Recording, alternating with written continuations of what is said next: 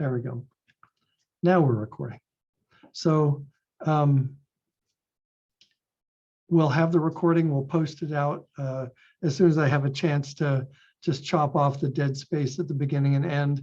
And then I usually will have it posted up to YouTube. I have a YouTube channel that I put everything out on. And then I'll link that to the Maine STEM Film Challenge website. And I'll also give it to Sarah and she can post it on the website that she's going to be sharing out with everybody as well. I did want to let you know that if you have any questions, you can email us at msfc@maine.edu.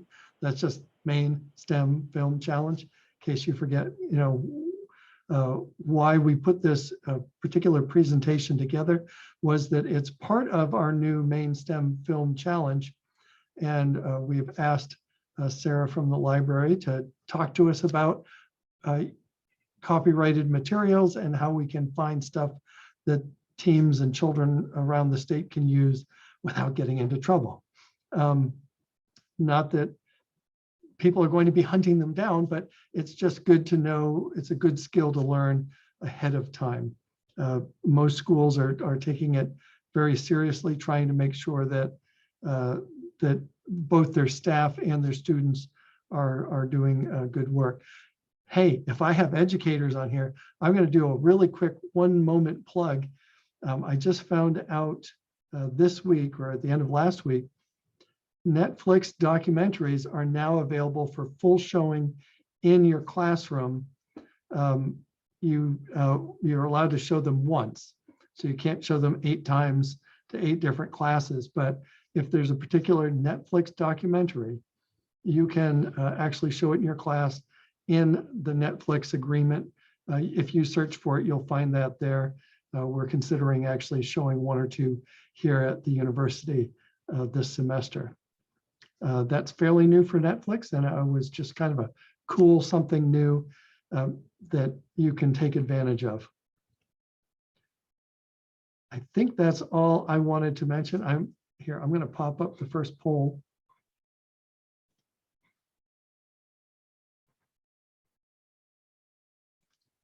So I just put a poll up. If you could take just a moment. Can you all see it, I hope? Good, cool. I see it differently. Just wondering where you're from, whether or not you're actually part of the STEM challenge, or if you need to know it for work.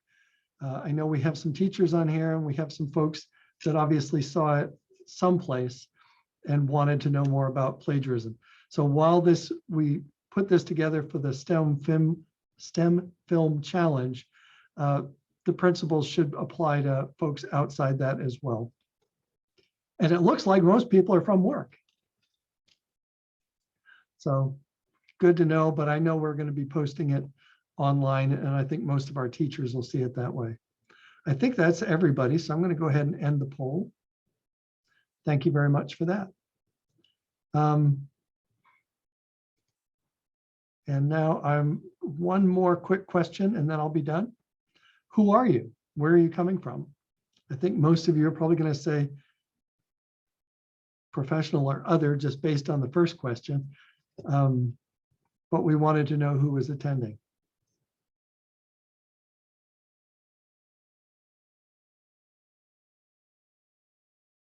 All right. We appreciate that. Give you about 3 more seconds. 1, 2, 3. Done. All right. Most of the people who responded said that they were professionals and that they're doing this for work. Again, Sarah, don't forget, once we put this out as a recording, it'll probably also be going to that K-12 and college. We had a bunch of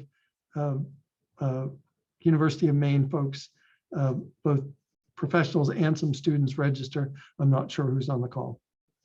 So I will stop sharing my screen. And I will say welcome to Sarah. I'm going to mess your name up. Lucchesi, there you go. Yep. So Sarah Lucchesi, a coordinator for the Research, Instruction, and Liaison Services at the University of Southern Maine Libraries. And we're very pleased to have you here today. And I'm going to get out of the way and Mhm. let you go ahead and lead what we have. And again, if you have any questions, please put them in the chat, and either Sarah or I will make sure we get those addressed if we can. Thank you very much. Great, thank you so much, Tom. And yeah, so for those of you on the call, I was asked to put this together for the participants in the Maine STEM Film Challenge. So since those folks are going to be watching the recording eventually, I'm going to still lead us through the first kind of audience response activity that we had, mainly so that when the students and teachers who are watching the video in the future, they'll still have kind of the time space to be able to think about those things.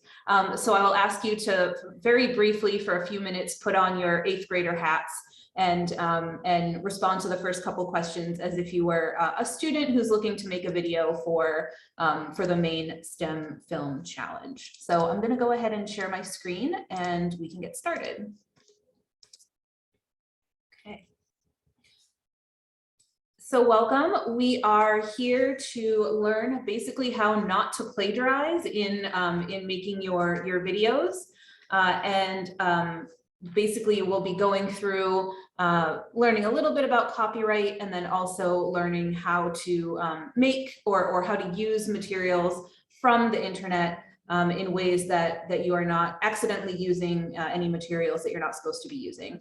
So I would like to ask you to just take a moment at the beginning to think about something that you have made that you are proud of. And if you can drop your responses in the chat, that would be great, just so that everyone can kind of see those. So take a minute, think of something that you have made that you're proud of, and drop that in the chat.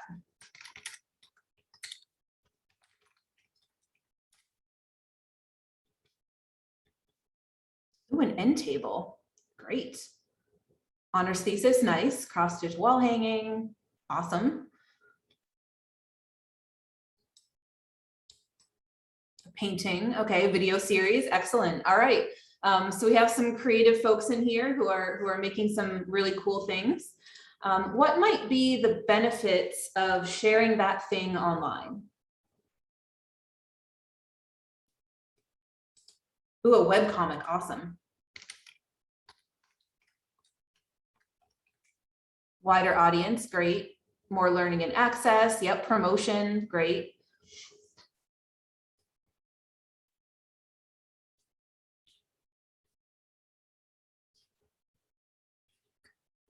Yeah, joy of sharing art with the world, right? Critique, excellent. So there are lots of reasons why you might want to share something that you have made online. On the flip side of that, what might be the risks of sharing it online?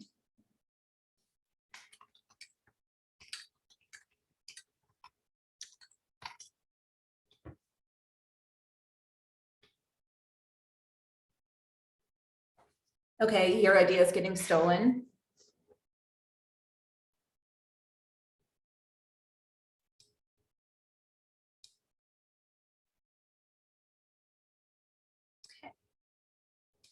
Yeah, so if you have something that you've created, anything that either that you're proud of or you want to show, we have another response, others could use it not as intended, yeah, or not watch it or use it all, so it could spread misinformation. Great.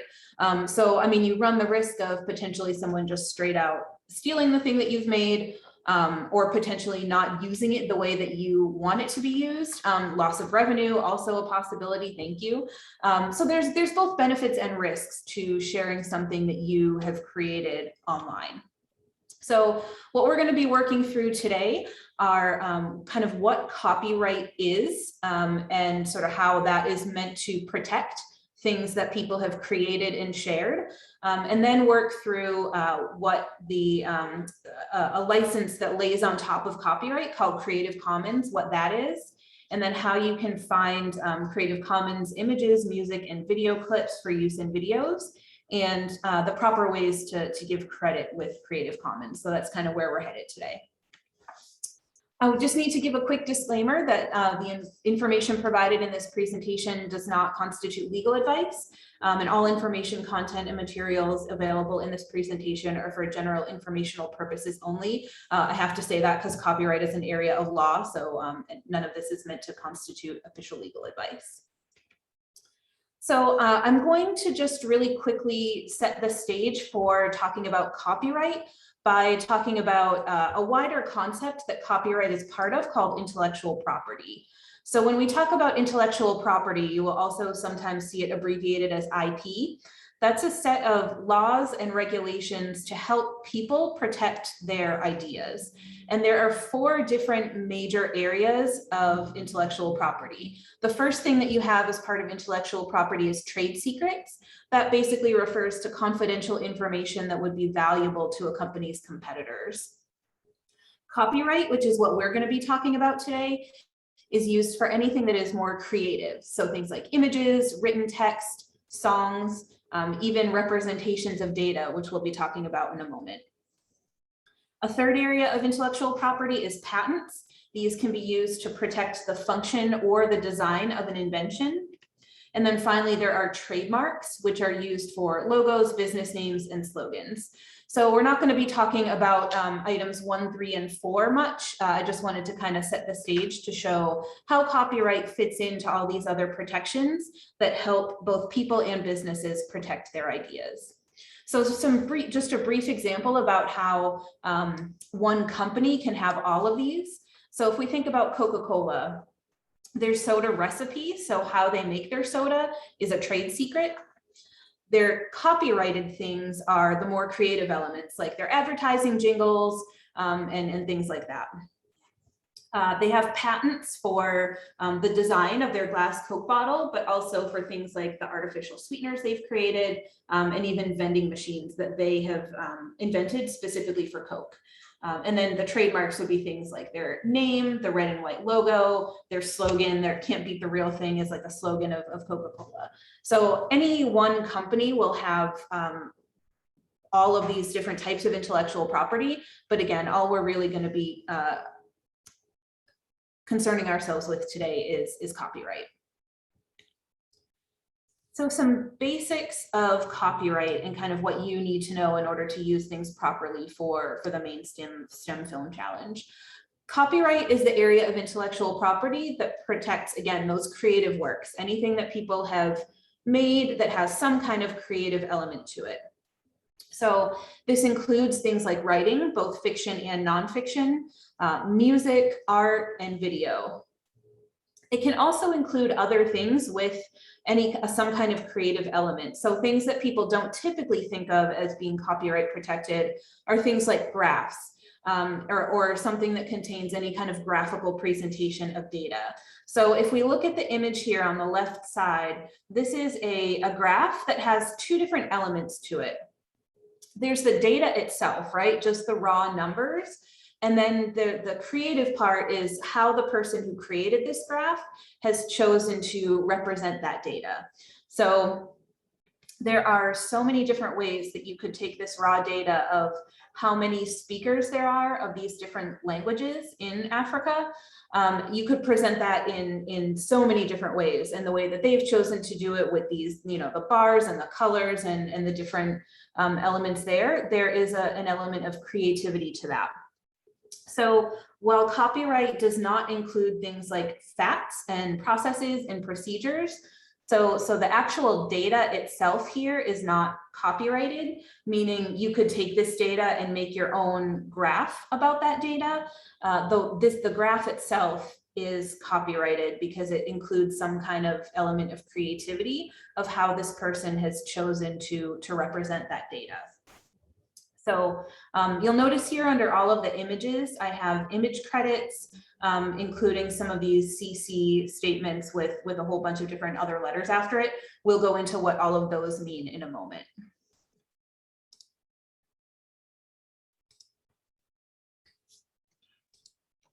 Sarah? Yes. What about data that comes out of copyrighted documents? Yeah, that's a really good question. So again, even if the document itself is copyrighted, the copyright basically covers the creative parts of that document. And so again, like for a lot of it would be like the writing part, even including, you know, nonfiction writing, there's still an element of creativity to that because you can express those ideas in a lot of different ways. And so things like facts aren't covered necessarily by copyright. So you can take, for example, data from a copyrighted source, and if you present that data in a different way than the copyrighted source has presented it, you still have to cite it. You still have to say where you got that data, but the data itself is not. It doesn't fall under the copyright. Does that make sense? It's a kind of a thorny issue for sure, kind of what's copyrighted and what's not. But if you just think about anything that has the creative element to it is the parts that's copyrighted.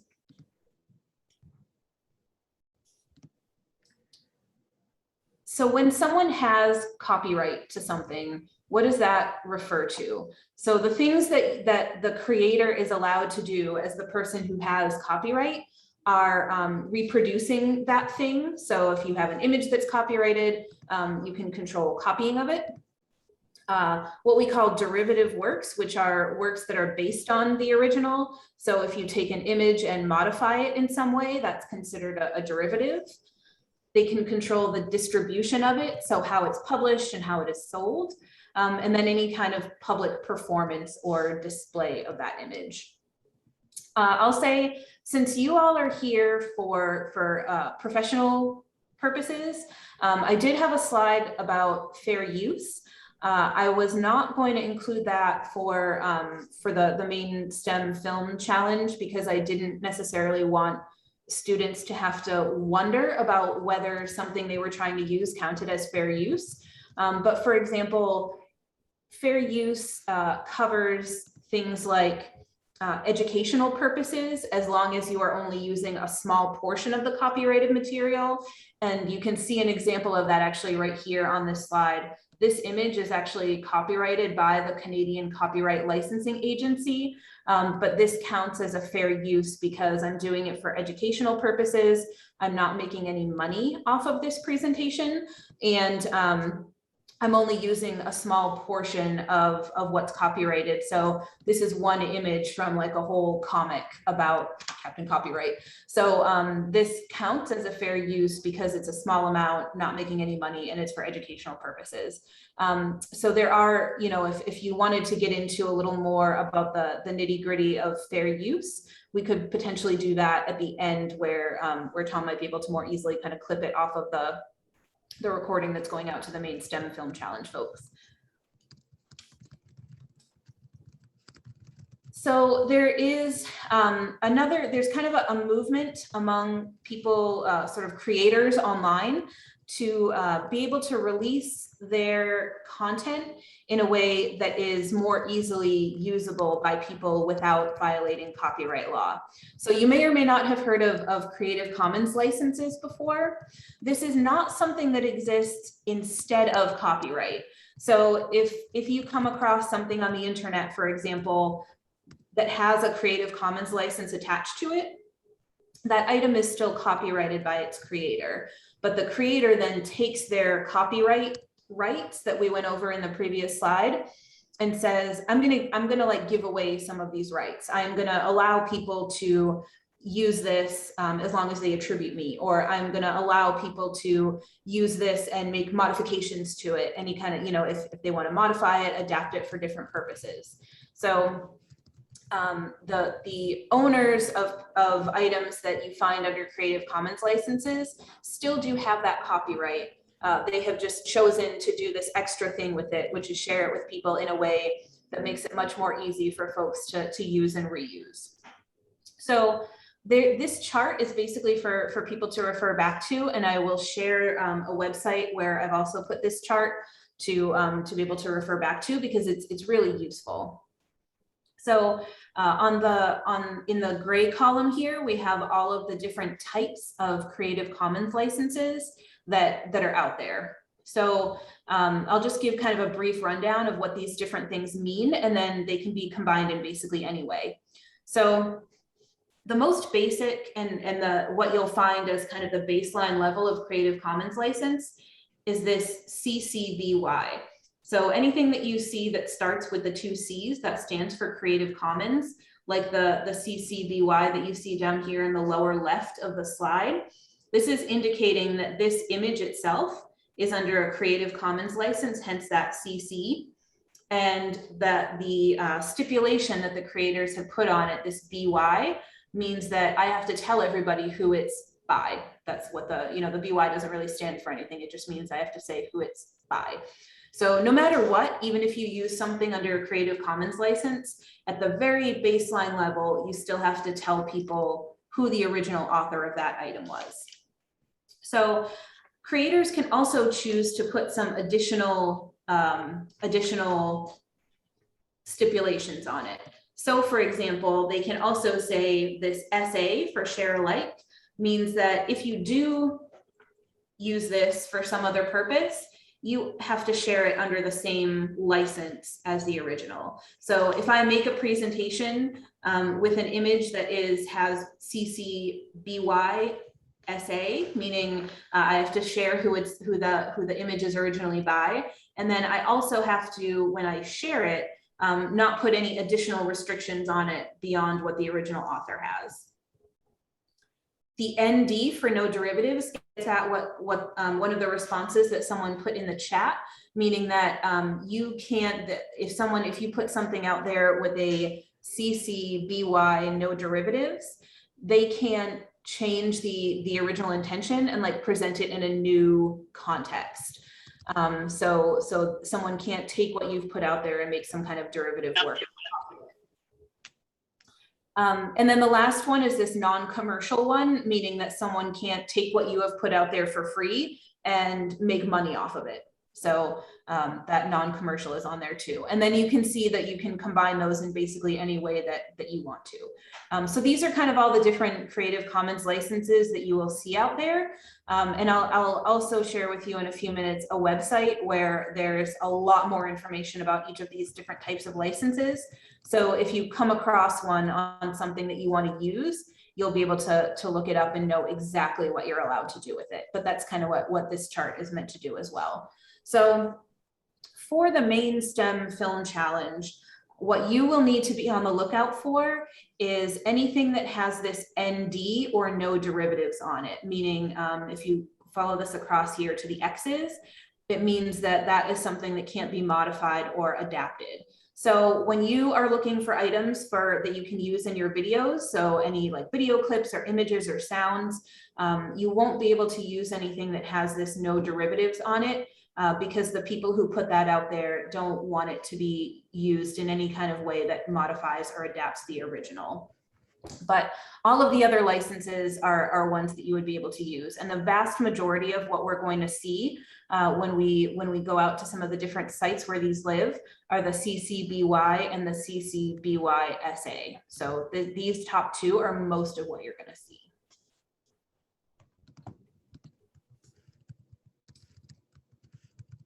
So just as to make sure that we go over what you can use in your videos, you can use anything that is in the public domain, meaning that it was published long enough ago that it's not covered under copyright anymore. Anything that's published under copyright, that copyright lasts for the entire lifetime of the creator plus 70 years. So things that are currently in the public domain tend to be fairly old, but if you do find an older image clip that's in the public domain, that you can use that because it's not covered by copyright. Anything images, video, or audio licensed as Creative Commons, so the things we just talked about, that's probably going to be the vast majority of what you use. Or any kind of images or video or audio that you've received permission from the copyright holder. So that might be if it's someone you know, or if you just find something online that you really like and you do manage to get in touch with the content creator, they can give you the rights to use that if you ask. But most of what we're going to focus on are the images, video, and audio that are licensed as Creative Commons. Sarah, Yep. Tom here. Do you know, like NASA would be a good example. All of their stuff is available for free use. I'm assuming that's because it's public domain, or is it just because it's all Creative Commons? It might be Creative Commons. We would have to look. I know there's a lot, like when I was doing some of the searching for some of the examples for this presentation, I did find some stuff from NASA on some of the Creative Commons image searches. So I think a lot of their images are put out there as Creative Commons. I don't necessarily think it's all of them. So for example, if you went to like astronomy picture of the day, I think you have to look at like each individual image might have its own rights depending on like who took the picture. So a lot of it in terms of best practice, like it's a good idea to look at each individual thing you want to use and try to hunt down the things for that. Because I know for sure, just based on some of the searching I did for this presentation, that some of the NASA stuff is kind of all over the place. Okay. There was a question from Annette. Okay. Oh, do you see it? Yes, I just clicked into chat. What's the best way to record received permission from a rights holder? I think, and this gets into like where I can't necessarily say in terms of giving something that counts as legal advice, that I might need to do a little bit more research about that to give you an accurate answer. I think it's the sort of thing where like you know, if you send them an email, it's definitely always a good idea to get it in writing in some way, rather than just, you know, like a verbal conversation or something like that. So I think if you have it in writing, either by email or, you know, by a letter or something like that, then it's more like you can produce it if anyone asks. But again, I would have to look into that a little more to be absolutely certain, but I know it has to be in writing in some way. Okay. So when it comes to giving credit for Creative Commons things that you have found, credit should include to the best of your ability. And we're going to look at a lot of different examples because it's kind of the wild, wild west out there. The title of the thing that you're using, whether it's an image or a video or a sound clip, the name of the creator, the source where you found it, including a URL if possible, and then what license that thing was under, what Creative Commons license it was under, and a link to that license. And I'm going to show you where all of those things reside so that you can easily do that. So here's an example.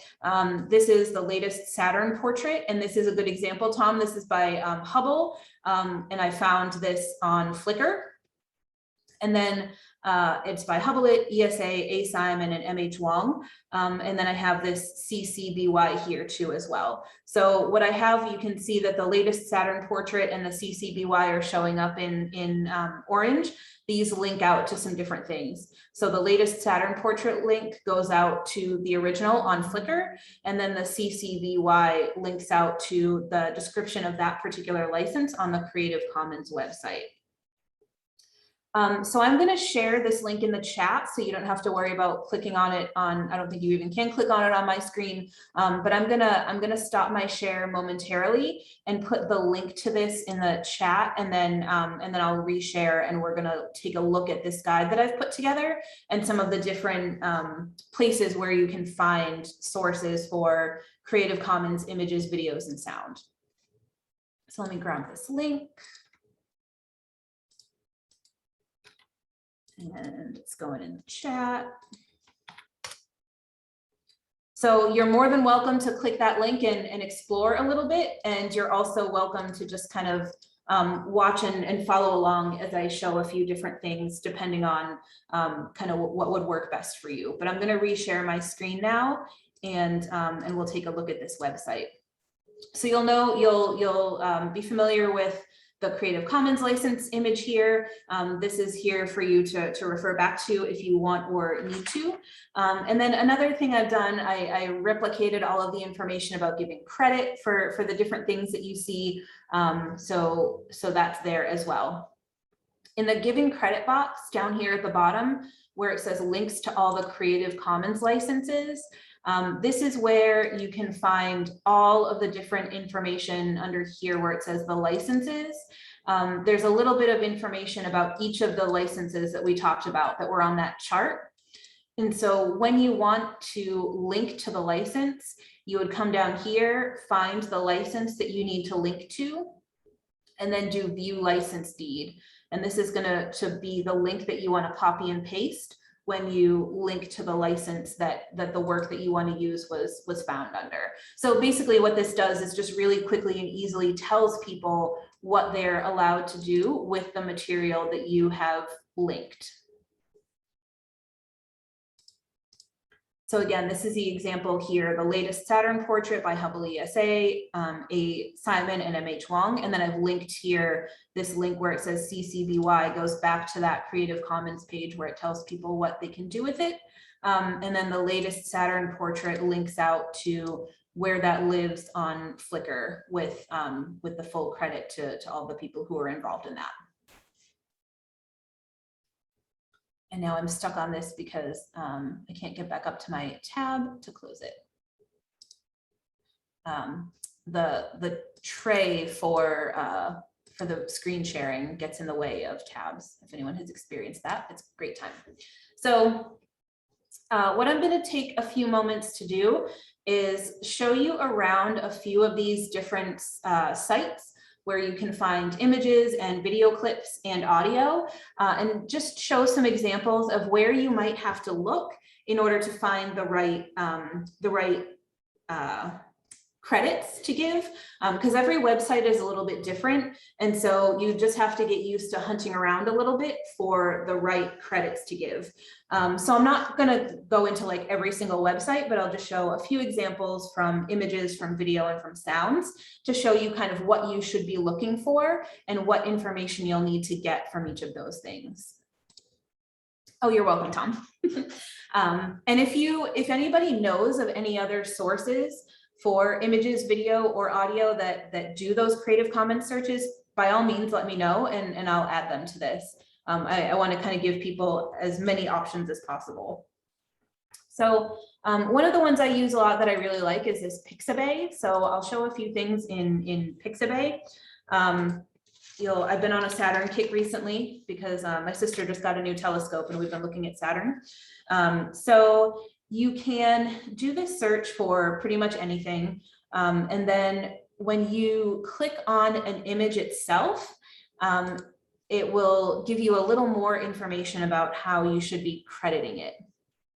So when I was sharing the information about kind of best practices for citing an image, I gave that little caveat of like, to the best of your ability.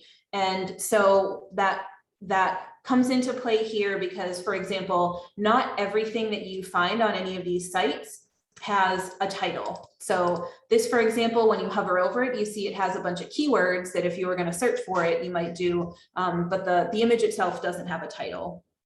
We have a creator up here, which is great. We know we can at least credit the creator, and we can do the link up here as well.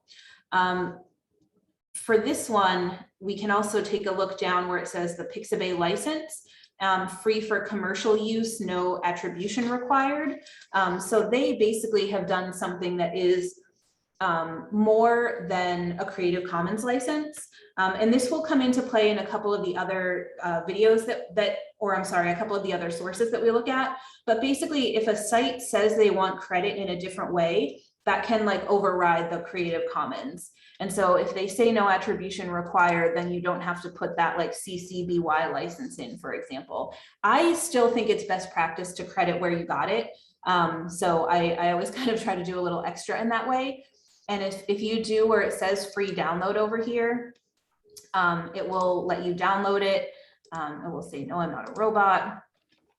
And then if I download it, then it changes up here where it says like crediting isn't required, but linking back is greatly appreciated. And basically you can just highlight this and copy and paste that into your credits. And it will link back to the site and the author. So I like to give as much credit as I can for things. But just know that some of these things you actually won't find a Creative Commons license because that site might not use them. Oh, great. So Tom is saying teams still need to put attribution even if no attribution is required. So if you are participating in the Maine STEM Film Challenge and you're watching this, you still need to give as much attribution as you can, following the guidelines here. So I'm also going to share a little bit from this Unsplash. So this is a similar thing where we can do, I'm going to do like Nebula in this one. So anything that you find in Unsplash, they have, oh, okay, sorry. I think I might need to do a little bit something different here because this is, I'm on the right thing, yeah. Oh, I see. I got pulled in by an ad. So be careful of this where it says browse premium images on iStock. If you scroll down below that, you get the stuff from Unsplash. So we can see something really similar with Unsplash that we saw in the previous one. So we can see if we scroll down here where it says free to use under the Unsplash license, you can click into that. It's always a good idea to investigate anything. So it says all photos can be downloaded and used for free, commercial and non-commercial purposes, no permission needed, though attribution is appreciated. So again, if you're doing the Maine STEM Film Challenge, you have to do the attribution. If you're here for some other reason, you can make that decision about your work. But it does give information here about the author, and so you can do the attribution in that way.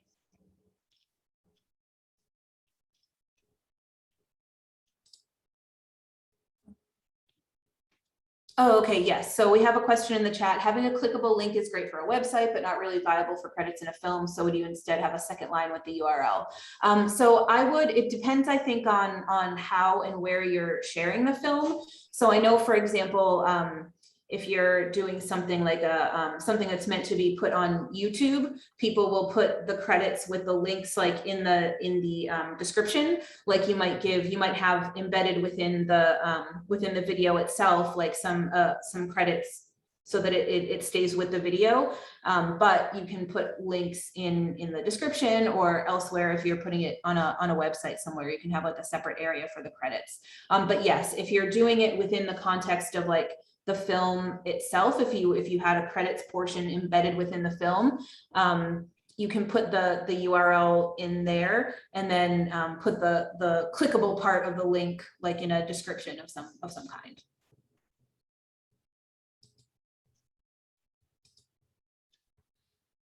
A few other things that just to show, because the couple of examples I shared with the Pixabay and the Unsplash have things that or have items that for the most part don't come with a Creative Commons license. I wanted to share an example that where you might find something where you have to take a look specifically for a Creative Commons license. Creative Commons itself has this image search. So you can do any kind of Creative Commons image search on the website itself. It lets you, it's a fairly large database, so it has to think about it for a minute, so it might take some time.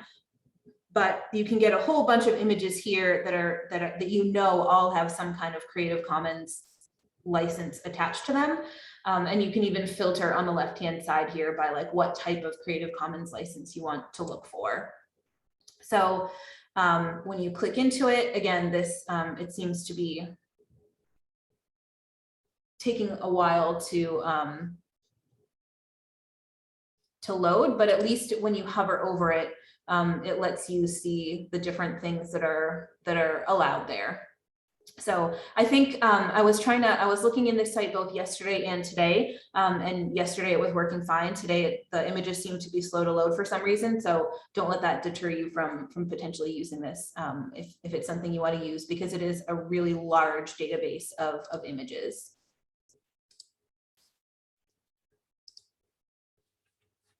So video sites, I just wanted to highlight a few things with the video sites. And mainly that's just to kind of be careful with them, because a lot of them have both free videos and paid videos as part of the same site. And it can be difficult to distinguish kind of right away what's part of the free collection and what's part of the paid collection. And so at each of the sites that I've listed here, you can find free stock footage. And you just have to kind of be careful that you're actually looking at or for the free stuff. So Vimeo, for example, has things that are under both a Creative Commons license and then other things that are not under a Creative Commons license. The only way when you land on Vimeo Creative Commons to see the items under all the different licenses is to browse. And like where it says here, browse all 1.2 million videos, like that's not ideal. Even when you click into the Vimeo and the 1 whatever million, there's no way to really sort them except by date. So like not necessarily going to browse through 97,000 pages of video. So instead we can search under here, but as soon as you search, it's going to take you to results that are both have free or Creative Commons license and things that don't have a Creative Commons license. Oh, and Tom says teams can choose to purchase footage. It isn't required or prohibited. Okay, that's really good to know. Thank you. So when we're here, if we do a search under Vimeo for any kind of anything that you want to take a look at, you can go down here under more filters to the left and scroll all the way down and choose to see things, for example, that have a CC BY license. And then you have a whole bunch of video clips that have that CC BY and you know they're under a Creative Commons license. You still have to click into each individual one and get some information about it.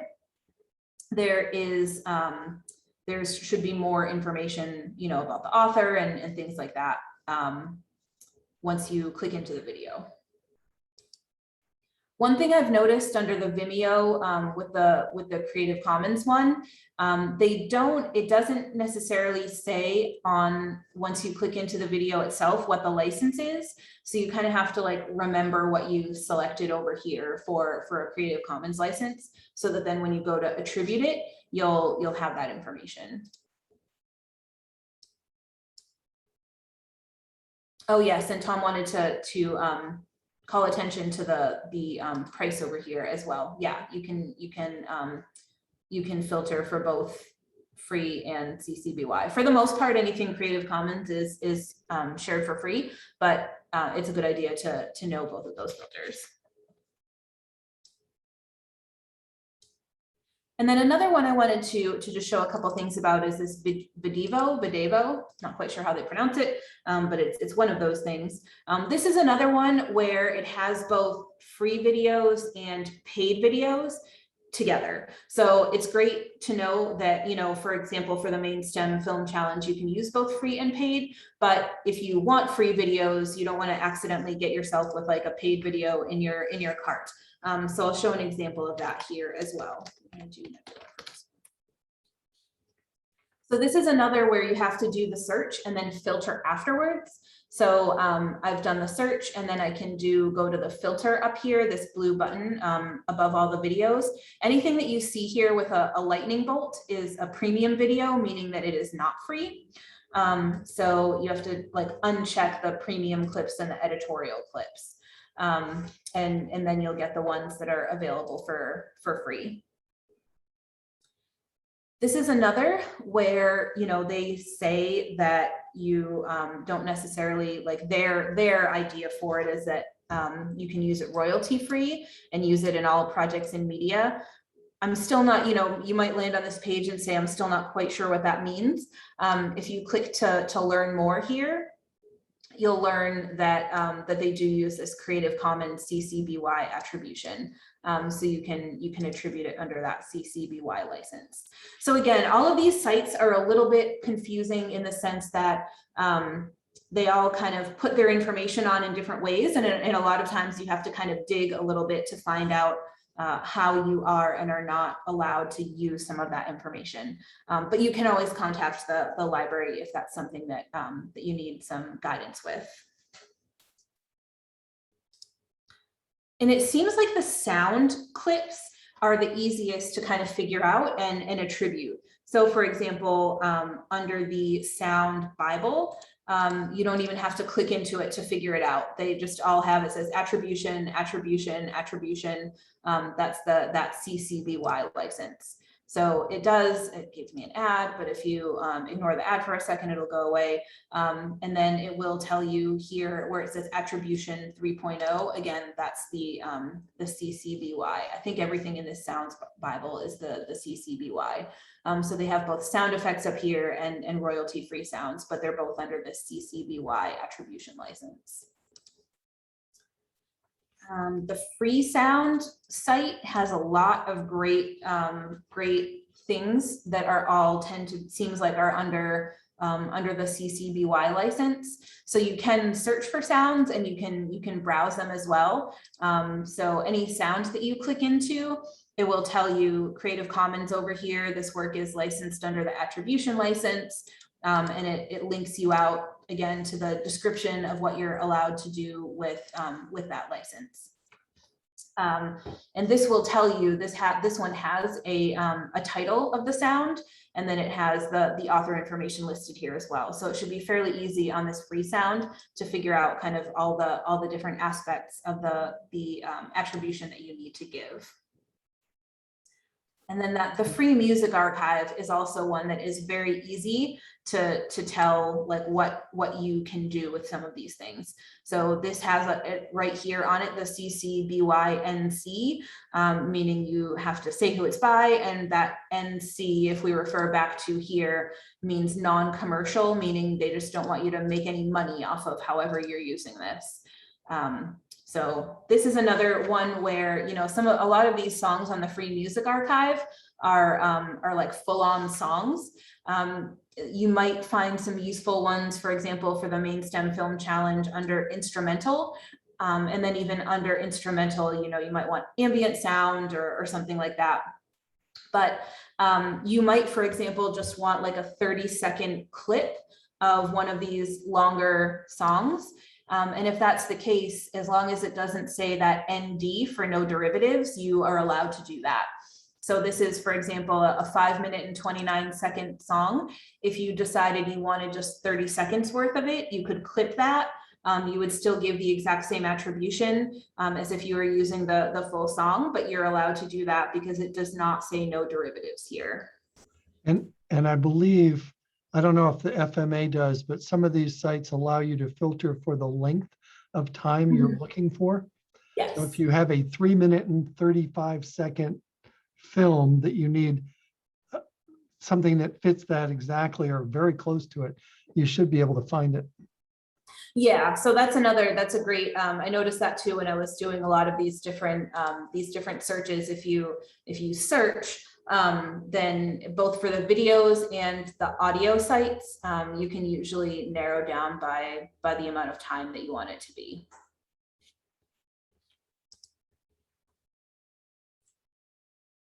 So I've been talking for about 45 minutes now. I wanted to give folks time to ask questions. I know you're probably here for different reasons than the original intention of the presentation, but I'm happy to answer any questions to the best of my ability.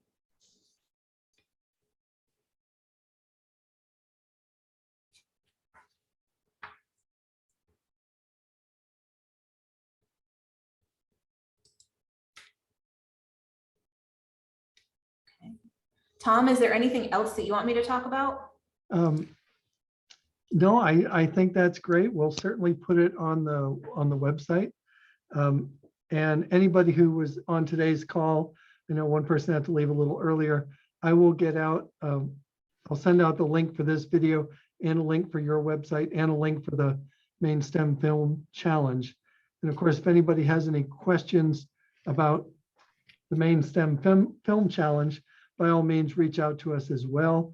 I know we have a lot of non-film challenge folks on the call today, but we'd be happy if you've got It's open for anybody in the K through college age range.